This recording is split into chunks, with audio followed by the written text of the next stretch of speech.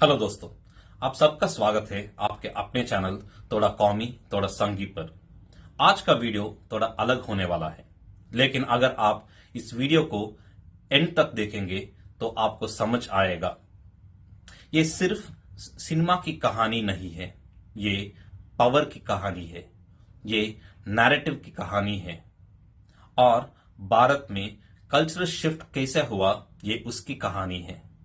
एक सिंपल सा सवाल, आजादी के बाद से लेकर आज तक क्या बॉलीवुड और इंडियन नेशनल कांग्रेस एक ही डायरेक्शन में बढ़े हैं?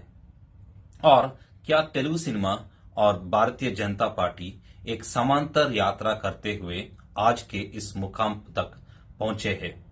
सुनने में थोड़ा अजीब सा लगता है, लेकिन अगर आप टाइमलाइन को ध्यान से देखें, डॉट्स कनेक्ट करें तो तस्वीर काफी क्लियर हो जाती है। चलिए शुरू करते हैं, लेकिन उससे पहले एक छोटी सी गुजारिश। बहुत सारे लोग वीडियोस देख रहे हैं, लेकिन 99% लोग सब्सक्राइब नहीं कर रहे हैं। आपका एक सब्सक्रिप्शन इस चैनल को आगे बढ़ाने में बहुत बड़ा योगदान देता है। अगर आपको ऐसे डीप डाइव वीडियोस पसंद है तो अभी 1 सेकंड निकालकर चैनल को सब्सक्राइब कीजिए। ये आपके लिए छोटा सा स्टेप है, लेकिन चैनल के लिए बहुत बड़ा सपोर्ट है। चलिए शुरू करते हैं। 1947 भारत आजाद होता है। उस समय पावर एक ही जगह कॉन्सेंट्रेट थी, जवाहरलाल नेहरू और कांग्रेस के पास। और उसी समय बॉलीवुड भी ग्रो कर रहा था। सिनेमा सिर्फ एंटरटेनमेंट नहीं था, बल्कि नेशन बिल्डिंग का एक स्ट्रांग टूल था। यूनिटी, सोशलिज्म, गरीबी, न्याय ये सिर्फ थीम्स नहीं थे, ये एक नैरेटिव था। जैसे दिल्ली में कांग्रेस डिफॉल्ट पावर थी, वैसे ही Hindi film industry default entertainment था। दोनों एक ही चीज कंट्रोल कर रहे थे, नैरेटिव। और जब नैरेटिव एक जगह कॉन्सेंट्रेट हो जाता है तो धीरे धीरे ऑल्टरनेटिव्स पैदा होते हैं। और उसी दौरान एक और कहानी चुपचाप तैयार हो रही थी। पॉलिटिक्स में जनसंघ एक छोटी सी शक्ति थी। सिनेमा में तेलुगु इंडस्ट्री स्ट्रांग थी, लेकिन अपने रीजन तक ही सीमित थी। जहां बॉलीवुड सोशलिज्म रिफ्लेक्ट कर रहा था, वही तेलुगु सिनेमा अपनी मिट्टी से जुड़ा हुआ था। परिवार, इमोशंस, डिवोशनल स्टोरीज। यहाँ एक बहुत इंपॉर्टेंट नाम आता है, एनटी रामाराव। लोगों के लिए वो सिर्फ एक्टर नहीं थे, वो देवता जैसे दिखने लगे। रामायण और महाभारत के कई किरदार जैसे राम, रावण, भीष्म, कृष्णा, दुर्योधना वगैरह वगैरह उन्होंने बड़े पर्दे पर जीवंत कर दिया। लेकिन उस वक्त जनसंघ को नेशनल लेवल पर पहचान नहीं थी और तेलुगु सिनेमा भी रीजनल बाउंड्री तक ही सीमित था। लेकिन ग्राउंड वर्क चल रहा था और ग्राउंड वर्क ही फ्यूचर डिसाइड करता है। फिर आता है फेज 1970 से लेके 1990 तक। देश बदल रहा था, लीडरशिप बदल रही थी। इंदिरा गांधी पावर में आती है और बॉलीवुड में अमिताभ बच्चन का राइज होता है। 1975 इमरजेंसी और उसी साल दीवार और शोले रिलीज होते हैं। स्क्रीन पर गुस्सा और सड़कों पर भी गुस्सा। सिनेमा और पॉलिटिक्स दोनों एक ही इमोशन रिफ्लेक्ट कर रहे थे। इसी दौरान जनसंघ के लीडर्स ग्राउंड वर्क कर रहे थे। तेलुगु सिनेमा में भी कृष्णा, कृष्णराजू, शोभन बाबू फाउंडेशन रख रहे थे। खास तौर पर कृष्णा, उन्होंने नए एक्सपेरिमेंट्स कर रहे थे।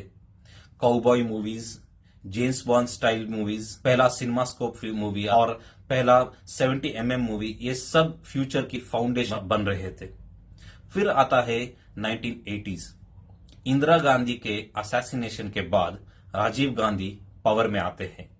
ये सिर्फ लीडरशिप चेंज नहीं था, ये जनरेशन चेंज था। इसी समय बॉलीवुड में भी वही हो रहा था।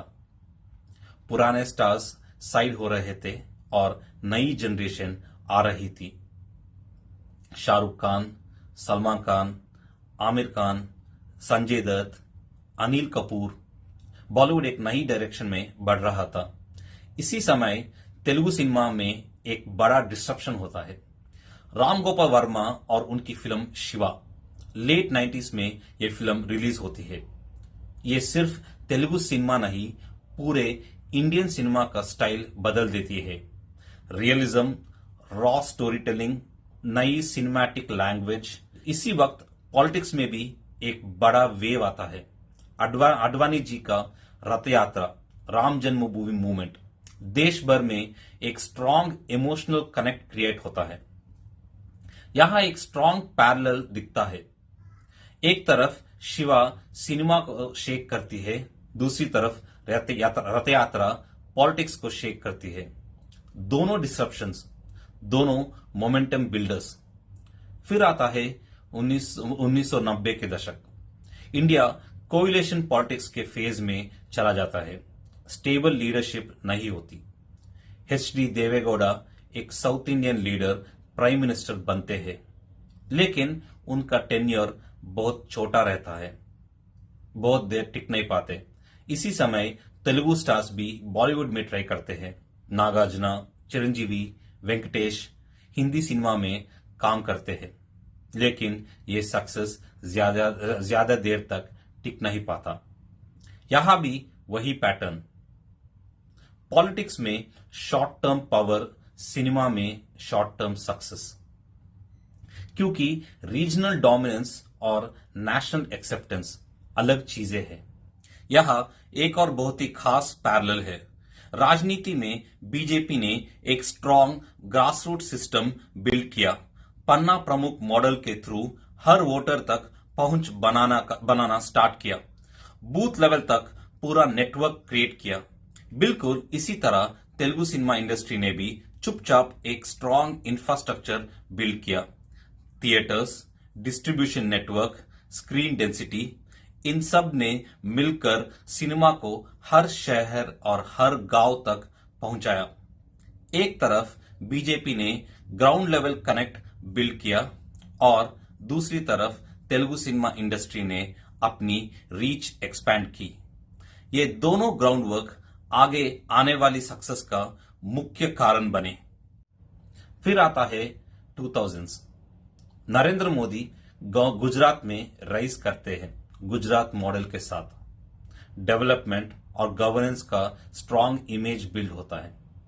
इसी समय राजमौली तेलुगु सिनेमा में एंटर करते हैं। स्टूडेंट नंबर 1, सिम्हाद्री जैसे सक्सेसफुल फिल्म्स, लेकिन दोनों का रीच लिमिटेड। मगधीरा के बाद स्केल बढ़ता है राजमौली का। मोदी का पॉपुलैरिटी भी 2010 में गुजरात से बाहर निकलकर नेशनल लेवल तक पहुंचती है। इसी समय राजमौली भी ईगा के थ्रू लैंग्वेज बैरियर तोड़ देते हैं। नॉन तेलुगु ऑडियंस भी उन्हें नोटिस करना शुरू करती है। यहां एक क्लियर पैरेलल दिखता है। लोकल सक्सेस नेशनल रिकॉग्निशन में बदलना।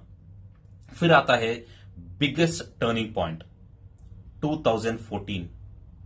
बीजेपी क्लियर मेजॉरिटी के साथ पावर में आती है। यह सिर्फ इलेक्शन जीत नहीं, ये पॉलिटिकल लैंडस्केप का कंप्लीट शिफ्ट है। इसी समय लगभग बाहुबली रिलीज होती है। यह सिर्फ तेलुगु सिनेमा की सक्सेस नहीं, ये इंडियन सिनेमा को रीडिफाइन कर देती है। पैन इंडिया कॉन्सेप्ट एस्टैब्लिश होता है। बाहुबली 2 के बाद ये डोमिनेंस कंफर्म हो जाता है। पॉलिटिक्स में बीजेपी डोमिनेंस और सिनेमा में तेलुगु डोमिनेंस।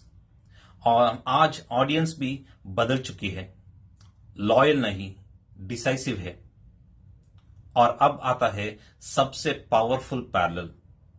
पिछले कुछ सालों में हम एक ट्रेंड देख रहे हैं। बहुत सारे कांग्रेस नेताओं बेहतर पोजीशंस के लिए, पावर के लिए बीजेपी ज्वाइन कर रहे हैं। बिल्कुल इसी तरह बॉलीवुड एक्टर्स भी तेलुगु सिनेमा के तरफ आ रहे हैं। हाल ही में हमने देखा है सैफ अली खान, संजय दत्त, जानवी कपूर, अर्जुन रामपाल और भी कई लोग तेलुगु सिनेमा में काम किए हैं। क्यों? क्योंकि पावर जहां होती है लोग वही जाता है। सक्सेस जहां होती है लोग वही जाते हैं। तो क्या ये सिर्फ कोइंसिडेंस है या फिर एक पैटर्न, ये आप डिसाइड कीजिए। लेकिन एक बात बिल्कुल क्लियर है, जहां नैरेटिव स्ट्रांग होता है वहां ऑडियंस होती है, और जहां ऑडियंस होती है वहां पावर शिफ्ट होती है। इसीलिए यह कहानी इतनी इंटरेस्टिंग है। यह सिर्फ सिनेमा नहीं, ये एक पैरेलल जर्नी है पॉलिटिक्स और सिनेमा की। अगर आपको ये वीडियो पसंद आया हो तो लाइक करें, शेयर करें और चैनल को सब्सक्राइब करना बिल्कुल ना भूलें। और कमेंट्स में जरूर बताइए क्या कोई और पैरेलल्स है जो मैंने मिस कर दिए। हो सकता है आपका आइडिया मेरा अगला वीडियो बन जाए। तो मिलते हैं अगली डीप डाइव में। Thank you very much for watching. Good bye.